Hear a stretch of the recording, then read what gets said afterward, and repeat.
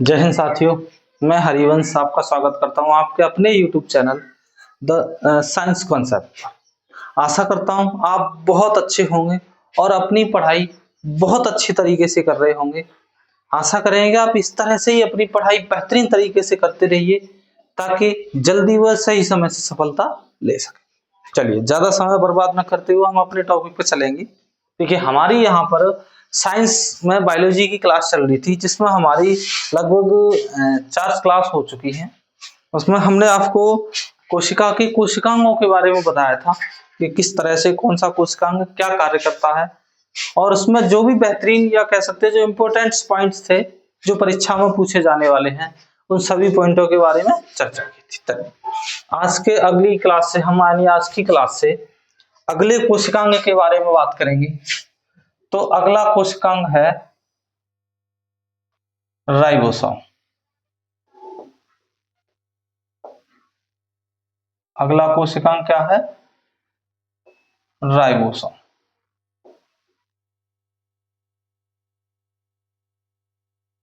Ribosome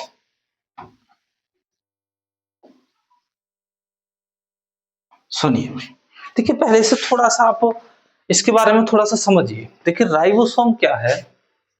तो हम कह सकते हैं कि राइबोसोम कोशिका के अंदर एक तरह से हम कह सकते हैं कि प्रोटीन का निर्माण करता है। इसका मुख्य कार्य क्या होता है? प्रोटीन का निर्माण करना।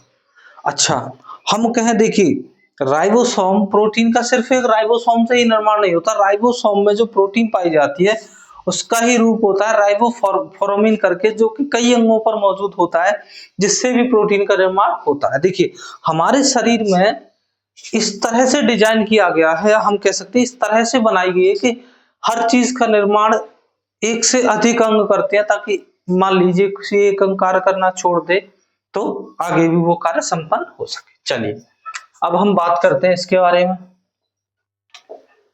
देखिए, राइबोसोम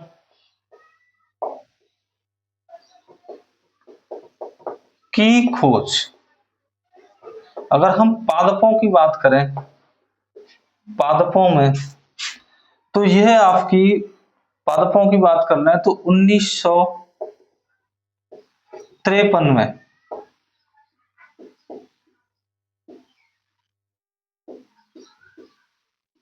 रॉबिन्सन और ब्राउन ने की थी, या ऐसे कर लीजिए। ठीक है भाई। अच्छा, अगर हम बात करें कि जीवों में या जंतुओं में, जीव जंतुओं में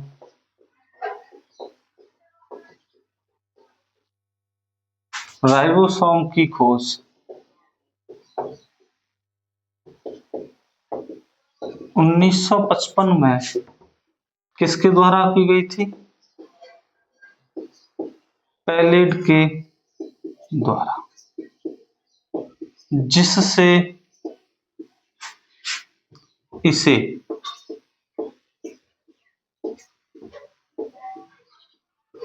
पैलेड कण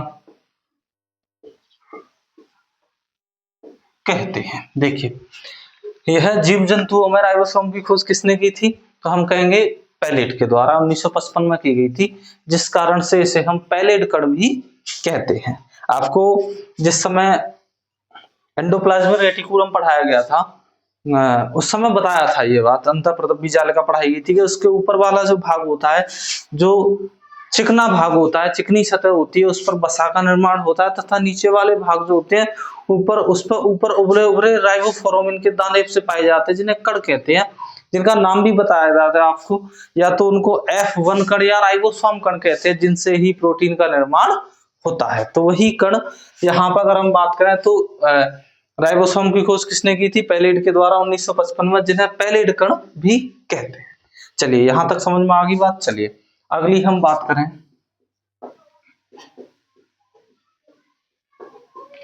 राइबोसोम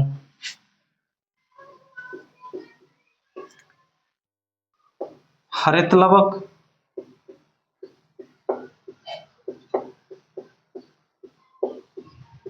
माइटोकॉन्ड्रिया, हरित लवक माइटोकॉन्ड्रिया, केंद्रक, केंद्रक, कोशिका द्रव्य,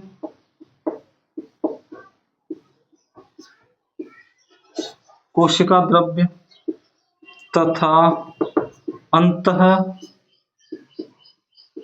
प्रदब्बी जालिका, तथा अंतः प्रदब्बी जालिका पर, अंतः प्रदब्बी जालिका पर, अंतः प्रदब्बी जालिका पर राइबोफ्लोरिन,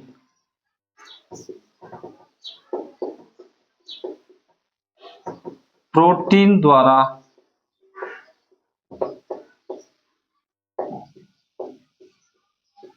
जुड़े होते हैं। देखिए राइबोसोम, जो राइबोफ्लोरिन प्रोटीन द्वारा जुड़े होते हैं वो कई जगह पर है। देखिए हरित लवक में भी है, माइटोकॉन्ड्रिया में है, केंद्रक में भी है, कोशिका द्रव्य में भी है, वह अंतःप्रतव्बी जालिका पर भी है। अर्थात हमारे कह सकते हैं कई जगह से प्रोटीन का निर्माण होता है। ठीक है भाई, चलिए आगे बात कर लेते हैं।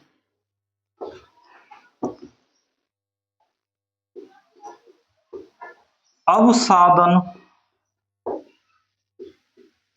गुणांक के आधार पर, अवसादन गुणांक के आधार पर राइबोसोम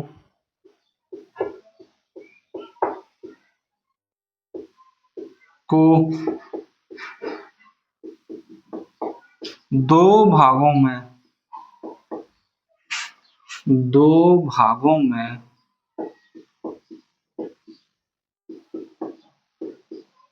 विभाजित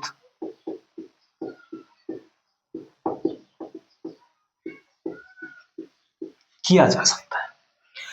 अवसादन गुणांक के आधार पर दो भागों में विभाजित किया जाता है। अक्सर आपने पढ़ा होगा कि राइबोसोम दो प्रकार के होते हैं, एक 70S एक 80S, लेकिन हमें पता नहीं उनका आधार क्या है, उनको किस आधार पर बांटा गया है, किस 70S होता है 80S होता है, तो वो चीज है किसके आधार पर बांटा गया है, अवसादन गुणांक के आधार पर दो भाग में बढ़ते हैं। कौन कौन से होते हैं, तो पहले होते हैं 70S ribosome.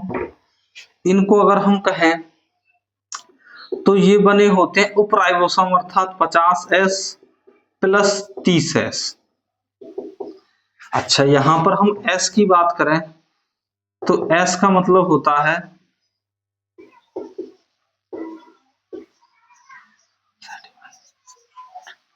Sedimentary coefficient, sedimentary coefficient, sedimentary coefficient या सेडिमेंटेशन भी कह देते कहीं कहीं। चलिए अगर हम इसकी बात करें तो हम कह सकते हैं यह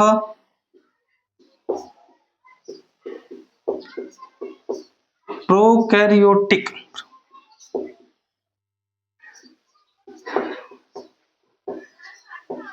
कोशिका में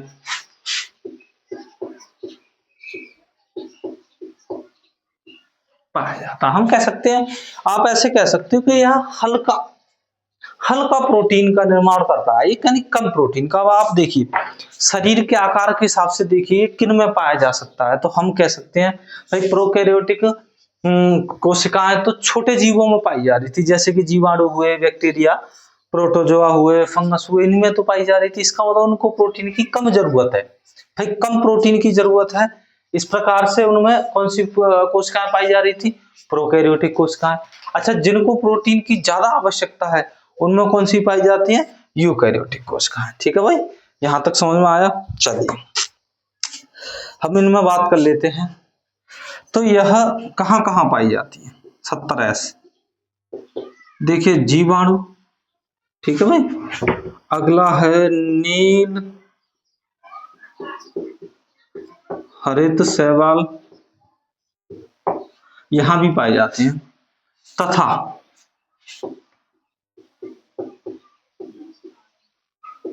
हरित लवक अर्थात प्लास्टेट्स, वह माइटोकॉन्ड्रिया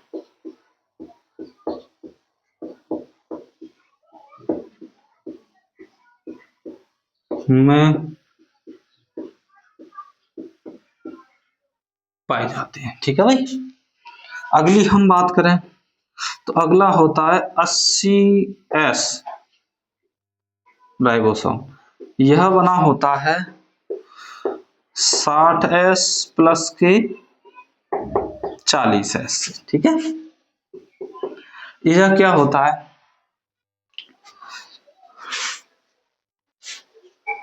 चलिए यह यूकैरियोटिक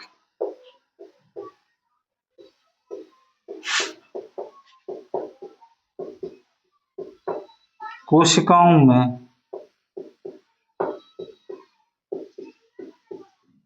पाए जाते हैं तथा इसमें आरएनए व प्रोटीन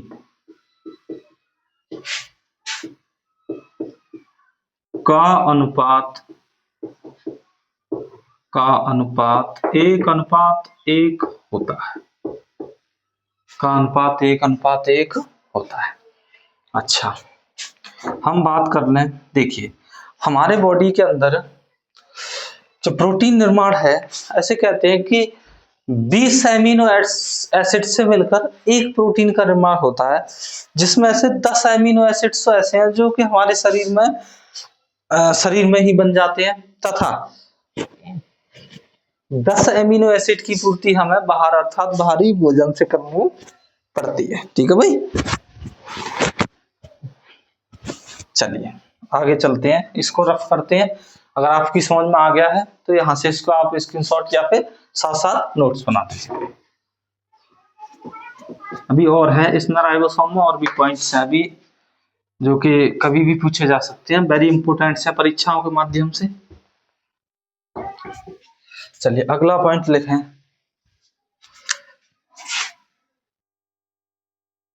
देखिए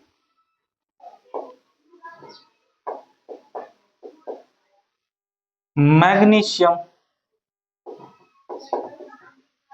की अधिकता के कारण मैग्नीशियम की सांद्रता, अधिकता छोड़िए इसमें सांद्रता लिखिए, मैग्नीशियम की सांद्रता कम होने पर, मैग्नीशियम की सांद्रता कम होने पर, मैग्नीशियम की सांद्रता कम होने पर राइबोसोम के दोनों भाग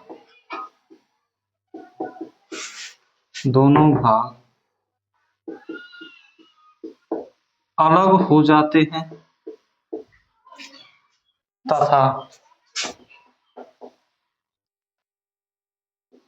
तथा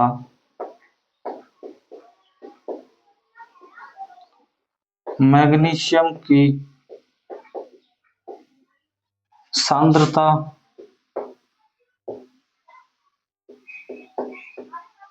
अधिक होने पर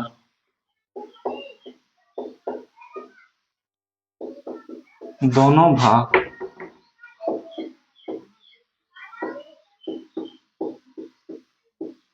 चिपक जाते हैं। ठीक है भाई। चलिए आगे।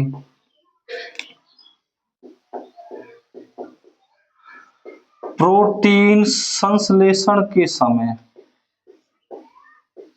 प्रोटीन संश्लेषण के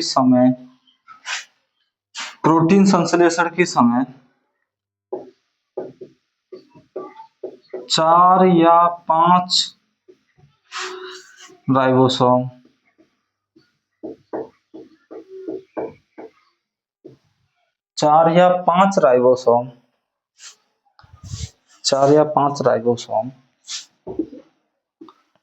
mRNA के ऊपर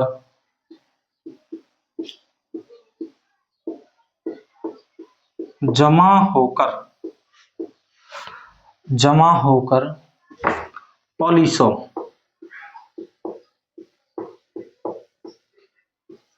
पॉलीसोम का निर्माण करते हैं, पॉलीसोम का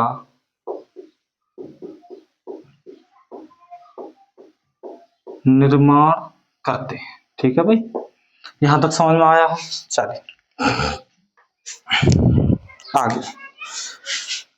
ऐसे कहते हैं कि प्रोटीन संश्लेषण के समय 4 या 5 राइबोसोम मिलकर एमआरएनए के ऊपर जमा होकर एक पॉलीसोम का निर्माण करते हैं। एमआरएनए की बात करें तो यहाँ पर एमआरएनए, टीआरएनए, आरआरएनए, यह सब आगे बताया जाएगा जब डीएनए और आरएनए पढ़ाए जाएंगे, तब बताऊंगा इनका क्या कार्य होता है। अच्छा, अगली अगर हम बात करें तो देखिए,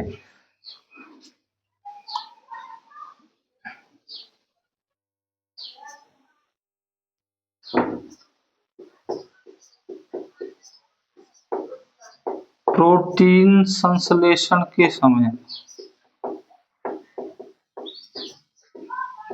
प्रोटीन संश्लेषण के समय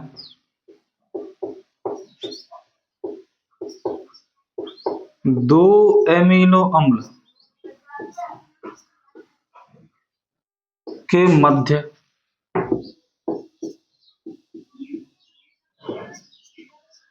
पेप्टाइड बंध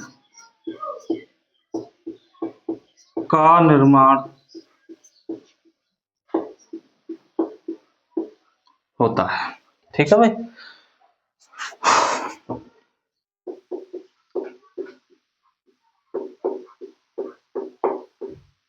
राइबोसोम को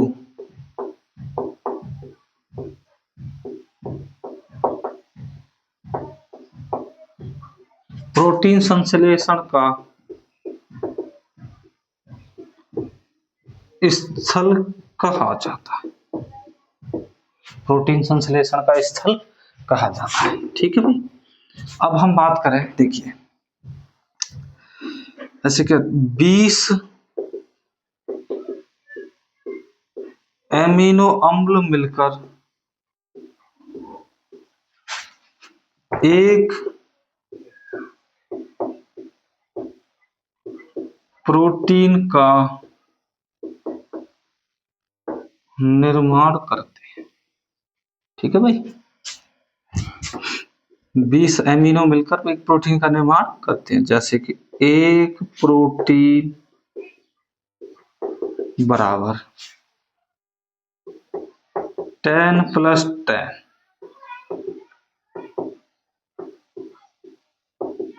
एमिनो एसिड। ठीक है, इसमें से अगर हम बात करें तो 10 यह पहले से उपस्थित होते हैं, अर्थात बॉडी के अंदर होते हैं, तथा ये 10 हमें बाहर से लेने होते हैं। इस तरह से टोटल 20 एमिनो एसिड मिलकर एक प्रोटीन का निर्माण कर देते हैं। हम कहें दो एमिनो एसिड्स के मध्य जो बंध बना हुआ होता है जिससे प्रोटीन का निर्माण होता है, उन दो एमिनो एसिड्स के जो मध्य कौन सा बंध बना होता है, तो वहां कहेंगे आप पेप्टाइड बंध बना हुआ होता है। ठीक है भाई, पेप्टाइड बंध का निर्माण होता है। चलिए, अच्छा अभी हम बात करते हैं, देखिए स्टार्टिंग में ही बता दिया था कि इन सभी को कार्य करने के लिए इंडिकेट या संकेत कौन कर रहा है, तो हम कहेंगे वहां पर कोशिका का दिमाग अर्थात केंद्रक को कहते हैं। केंद्रक ही इन सबको सूचना या सूचित कर रहा है कि आप अपना कार्य स्वयं समय पर कीजिए। ठीक है भाई, चलिए ये एक कोशिका कंप्लीट हुआ। देखिए अगर आपको ऐसा लग रहा है कि यहाँ से आपको बेहतरीन चीज है, वह बहुत अच्छा कंटेंट मिल रहा है, हाँ थोड़ा सा ये कह सकते हैं कि देखिए व्हाइट बोर्ड्स है या वो सुविधाएं नहीं है प्रॉपर, मोबाइल से वीडियो शूट की जा रही है या फिर अन्य ऐसी वो, लेकिन ये फिक्स है कि आपको कंटेंट बेहतरीन दिया जाएगा, पढ़ाई एकदम से बेहतरीन लेवल की होगी। सारे पॉइंट्स को ध्यान में रखते हुए कि क्या चीज आ सकती है, वो सभी कंटेंट आपको दिया जाएगा। चलिए आगे हम बात कर लेते हैं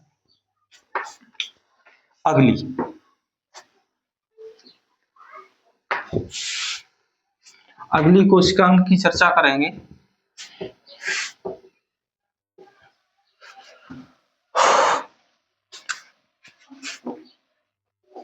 अगले कोशिकांग का नाम है कई तय वाला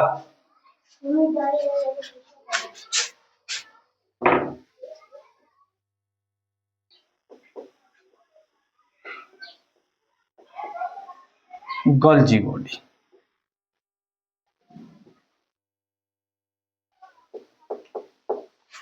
अगला कोशिकांग कौन सा है तो कहेंगे गोल्जी बॉडी। देखिए पहले हल्का सा सुन लीजिए बस। गोल्जी बॉडी को लाइपोकॉन्ड्रिया भी कहते हैं। कभी कभी अगर आपको ऐसा नाम मिल जाए लाइपोकॉन्ड्रिया, क्या नाम मिल जाए, लाइपोकॉन्ड्रिया, तब भी आप यही समझोगे कि यह क्या है, यह गोल्जी बॉडी। देखिए गोल्जी बॉडी का कार्य क्या होता है कि जो अंतःप्रदब्बी जालिका की ऊपर वाली सतह पर अर्थात चिकनी सतह पर जो वसा का निर्माण हुआ था तथा निचली कण वाली सतह पर जो प्रोटीन का निर्माण हुआ था उसको झिल्ली युक्त बंडल बनाना, अर्थात झिल्ली के छोटे छोटे बंडल बनाना तथा यह चेक भी करना कि इसमें अवशिष्ट या कोई वैसा पदार्थ तो नहीं है जो प्रोटीन का निर्माण अर्थात कोशिका जिसको ग्रहण ना कर सके, उनके एक तो बंद बनाना अर्थात हम कह सकते हैं पैकेजिंग करना, बॉक्स बनाना, झिल्ली युक्त डब्बों में पैकेजिंग करना, फिर उनको सभी कोशिकांगों तक पहुंचाना, इनका कार्य होता है, जिस कारण से इन्हें ट्रैफिक पुलिस कहते हैं। ठीक है भाई, चलिए। और इसको कभी कभी आपको नाम भी पूछा जा सकता है कि इसको पोस्ट ऑफिस, डाकघर भी कह देते हैं, क्योंकि डाकघर का भी काम यही होता है कि आपके कागज व दस्तावेजों को कवर में पैक करना, वह अपने तथा स्थान पर भेजना। ठीक है भाई, दोनों का यही कार्य होता है। चलिए हम बात कर लेते हैं फिर इसके बारे में।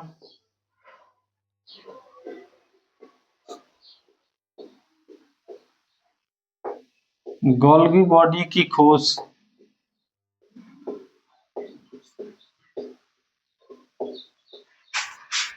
कैमिलो गोल्जी, कैमिलो गोल्जी ने 1898 में की थी। ठीक है भाई, 1898 में की थी। आगे हम बात करें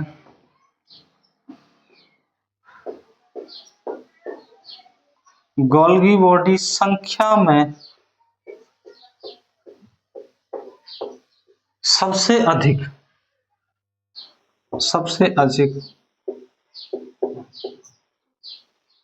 राइजोडल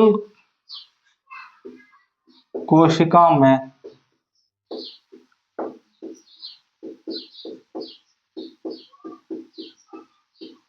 पाई जाती है, संख्या में सबसे अधिक राइजोडल कोशिका में पाई जाती है। ठीक है भाई,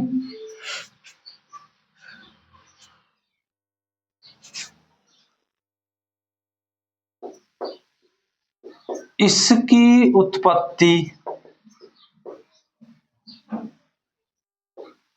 मुख्यतः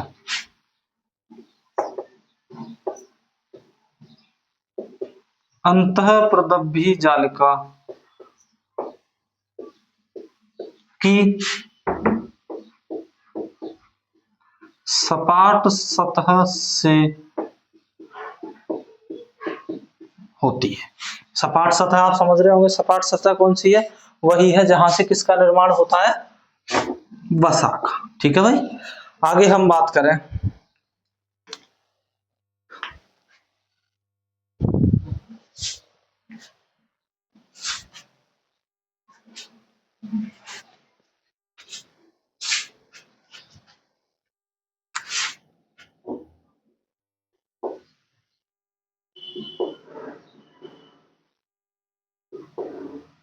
Golgi body.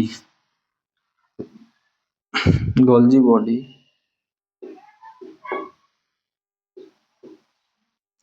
Cell plate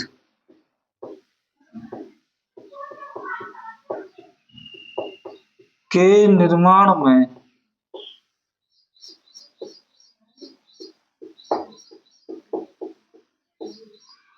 cell plate के निर्माण में सहायक होती है। सेल प्लेट्स ब्लड प्लेट्स जो होती है, जो ब्लड के अंदर पाई जाती है, उसके निर्माण में सहायक होती है। ठीक है भाई, नेक्स्ट अगली हम चर्चा करेंगे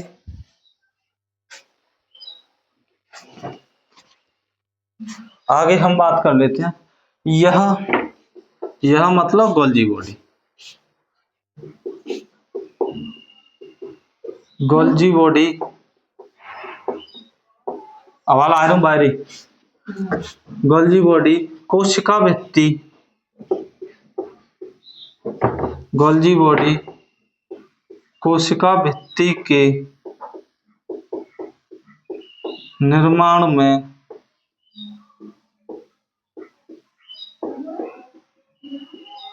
सहायक होती है। ठीक है, अगला शुक्र जनन के समय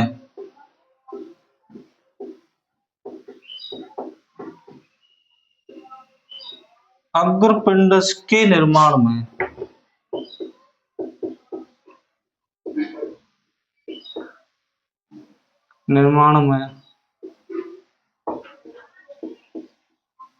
सहायक होती है। ठीक है भाई, अगला यह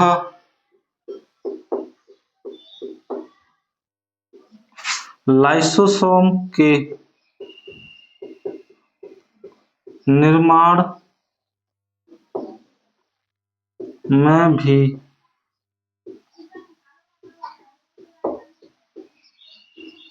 सहायक होती है। अगली हम बात कर लें यह हार्मोन्स के उत्पादन में भी कार्य करती है। यह हार्मोन्स के उत्पादन में भी कार्य करती है। अगली अगर हम इसकी बात कर लें तो देखिए, अब इसके ये तो अन्य कार्य हैं और इसका मुख्य कार्य समझेंगे आप। इसका मुख्य कार्य क्या है, इसका मुख्य कार्य जानिए। यह अंतःप्रदब्धी जालिका के द्वारा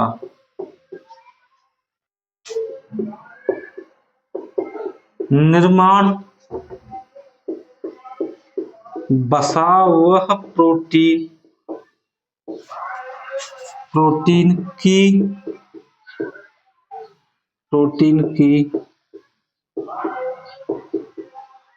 पैकेजिंग वह परिवहन का कार्य करती है। ठीक है भाई, इस कारण से इसे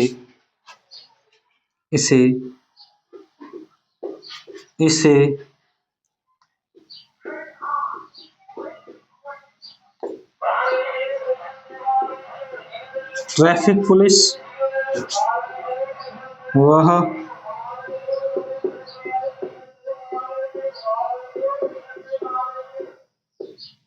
पोस्ट ऑफिस कहते हैं। इस कारण से इसे ट्रैफिक पुलिस वह पोस्ट ऑफिस का दर्जा दिया जाता है। किस कारण की वजह से, तो यह क्या कार्य करती है, तो भैया यह जो अंतःप्रदब्धी जालिका के द्वारा जो बसा हुआ प्रोटीन का निर्माण होता है, उनकी पैकेजिंग मतलब पैकिंग करना बंडलों में, वह परिवहन करना। अब परिवहन कहाँ करेगी, तो एक लाइन और लिख लीजिए, यह सभी कोशिकांग को सभी कोशिकांगों को बेचती है। ठीक है भाई, पैकेजिंग व परिवहन करके कहाँ बेचती है, ये तो सभी कोशिकांगों को बेचती है। ठीक है, गोल्जी बॉडी समझ में आ गई। अब देखिए, जिस समय आपको आगे अगली क्लासों में जब आरएनए और डीएनए पढ़ाया जाएगा तो बताया जाएगा कि आरएनए का निर्माण कहाँ से हो रहा है, तब आप बड़े ध्यान से देखेंगे इसमें कि देखिए ये कई चीजों का निर्माण कर रही है। गोल्जी बॉडी सेल्स प्लेट का निर्माण करती है। गोल्जी बॉडी कोशिका भित्ति के निर्माण में सहायक है। शुक्र जनन के समय अग्रपिंडज के निर्माण में सहायक है। यह लाइसोसोम के निर्माण में सहायक है। यह हार्मोन्स के उत्पादन में भी सहायक है। इस तरह से वहां पर चीजें जो है आएंगी सब। ठीक है भाई, चलिए आगे चलते हैं।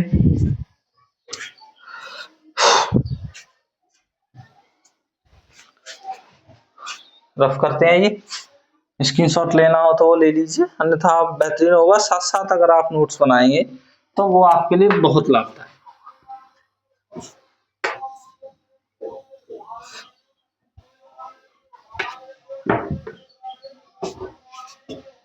अगले कोशिकांग की बात करते हैं। अगला कोशिकांग है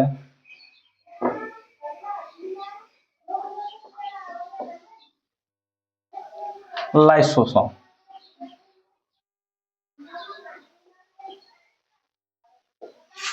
इसको लयन काय भी कहते हैं।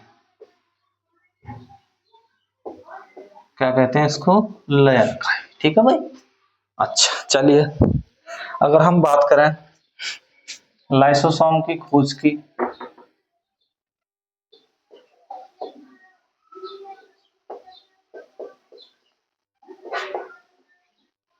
लाइसोसोम की खोज 1955 में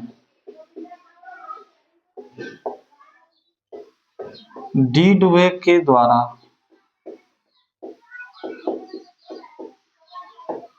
की गई। लाइसोसोम की खोज 1955 में किसके द्वारा की गई थी? डी डुवे के द्वारा। ठीक है भाई।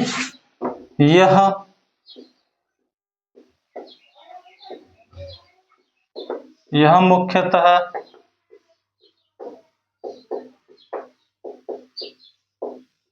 जंतु कोशिका में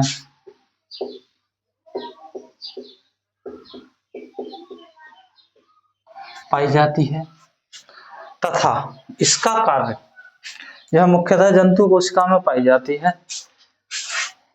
इसमें लगभग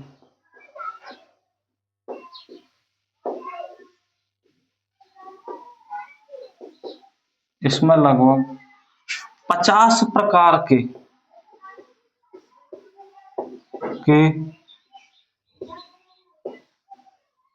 जल अपघटनी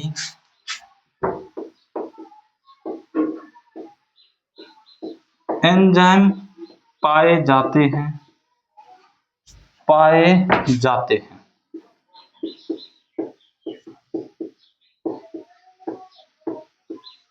जिनका कार्य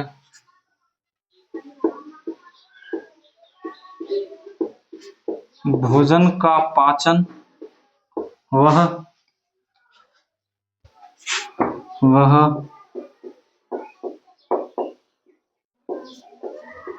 विषैले पदार्थों का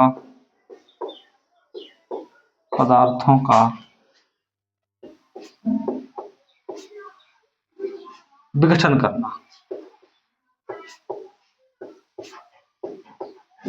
विषैले पदार्थों का विघटन करना होता है। ठीक है भाई। इसका जो कार्य है वह क्या होता है? अच्छा,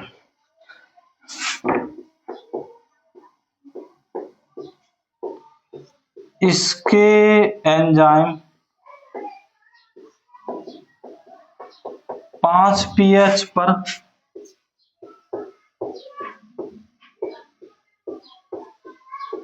कार्य करते हैं। 5 pH पर कार्य करते हैं।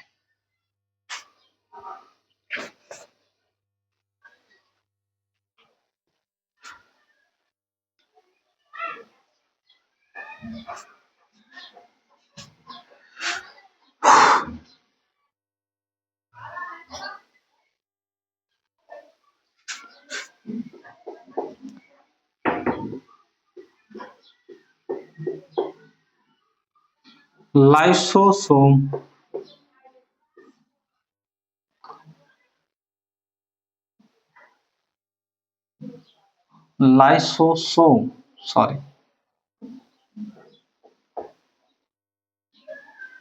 लाइसोसोम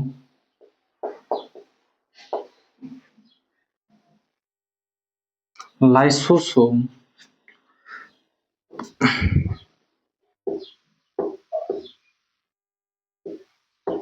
पचे हुए पदार्थों को पचे हुए पदार्थों को कोशिका से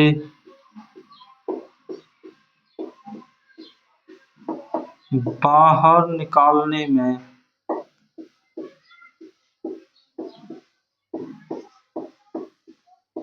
मदद करते हैं। ठीक है भाई, यहां तक समझ में आया है?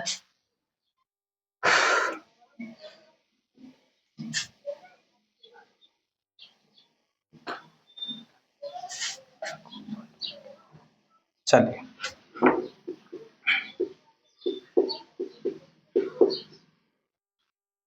कोशिका से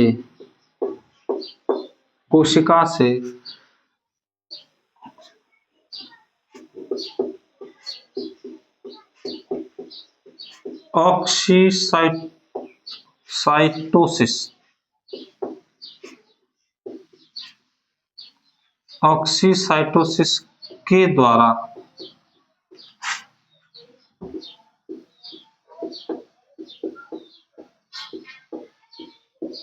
अवशिष्ट पदार्थों को बाहर निकाला जाता है। ठीक है सी, चलिए आगे।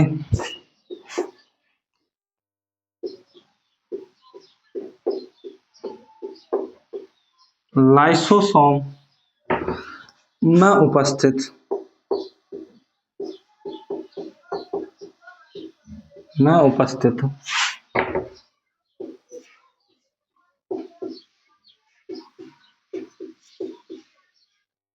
हाइड्रोलाइटिक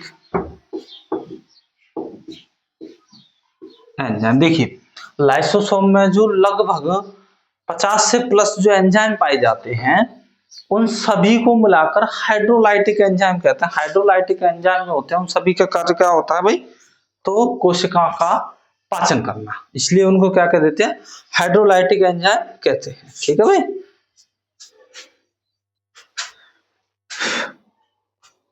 जैसे आगे लिखिए, हाइड्रोलाइटिक एंजाइम कहते हैं यह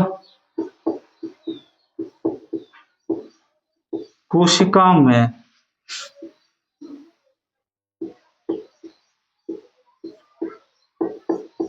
पाचन का कार्य करते हैं। ठीक है भाई, आगे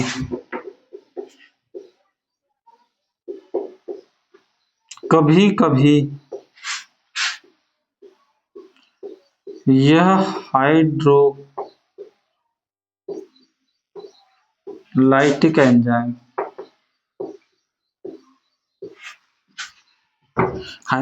एंजाइम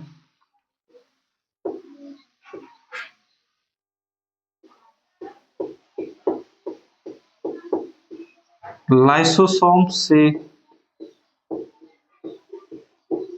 बाहर निकल जाते हैं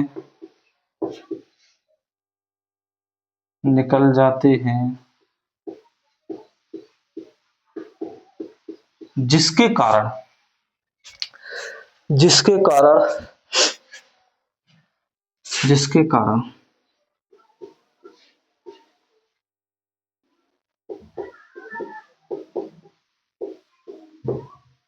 कोशिका के विभिन्न पदार्थ जैसे प्रोटीन, कार्बोहाइड्रेट्स,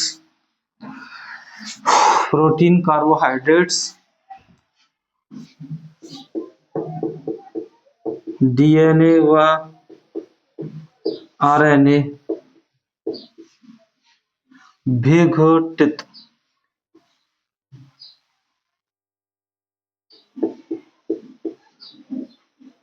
विघटित हो जाते हैं,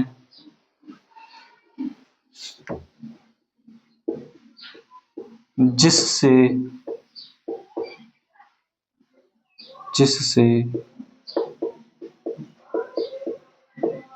कोशिका नष्ट हो जाती है। इसी कारण की वजह से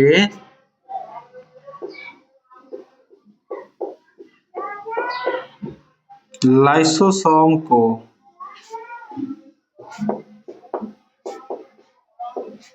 कोशिका की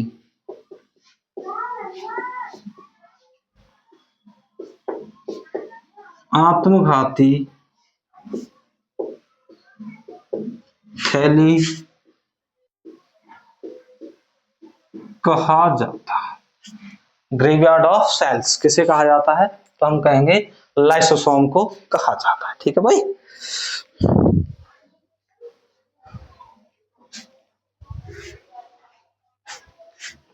अगली एक लाइन और लिखा है, यह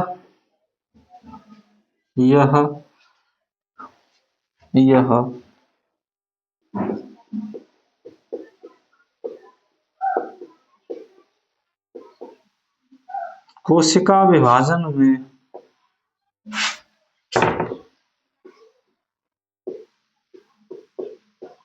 महत्वपूर्ण भूमिका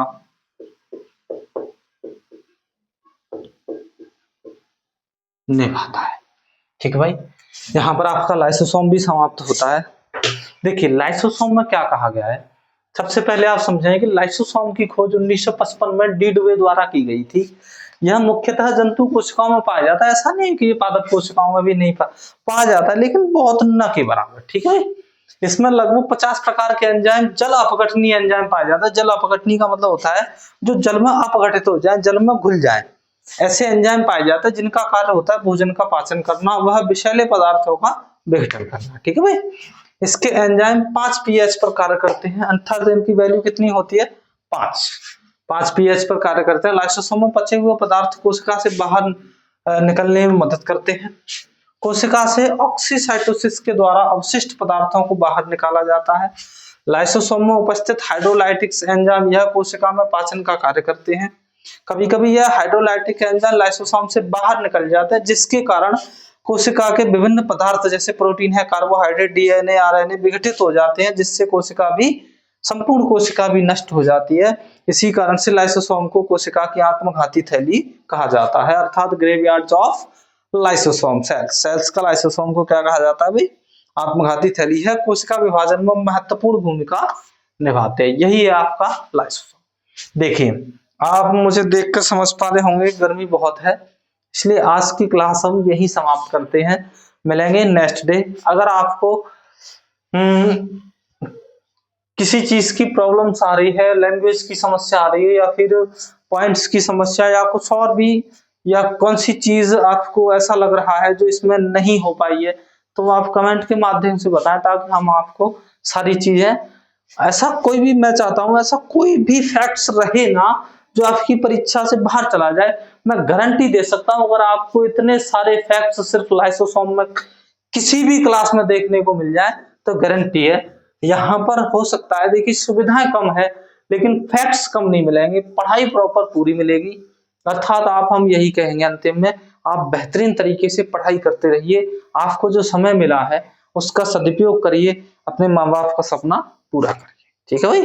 क्योंकि कहते हैं कि मंजिल मिली जाएगी भटकते भटकते, भाई मंजिल मिली जाएगी भटकते भटकते, गुमराह तो वो है जो घर से निकले ही नहीं। इसलिए आप मेहनत करते रहिए। आपने मेहनत प्रारंभ की है, लगातार मेहनत कर रहे हैं, आप सफलता एक न एक दिन अवश्य जरूर मिलेगी। यह मेरा वादा है, आपको सफलता मिलनी ही मिलनी है। ठीक है, चलिए आज के लिए यहीं पर समाप्त करते हैं। जय हिंद, जय भारत।